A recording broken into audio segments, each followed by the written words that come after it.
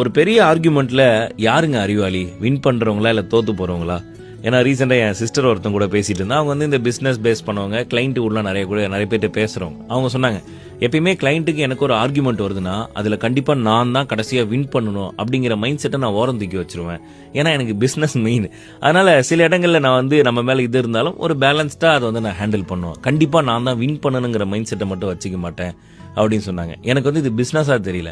Even நம்ம real லைஃப்ல, நம்ம ஒர்க் பண்ற இடத்துல, பர்சனல் லைஃப்ல ஏதோ ஒரு ஆர்குமெண்ட் வைக்கிறேன்னா கண்டிப்பா அதுல என்னோட கருத்து தான் கடைசியா நிக்கணும் அப்படின்னு எதிர்பார்க்கிறோம்.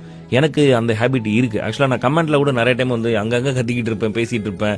நான் சொன்னது இதுதான், நான் சொல்ல வர்றது இதுதான் அப்படின்னு என் ஃப்ரெண்ட்ஸ் எல்லாம் கூட கால் பண்ணி நான் சொல்லியிருக்கேன். ஏன் அவ்வளோ அப்படின்ற மாதிரி. ஸோ எல்லாருக்குமே தன்னோட கருத்து தான் கடைசியா மேல நிக்கணுங்கிற எதிர்பார்ப்பு இருக்கு.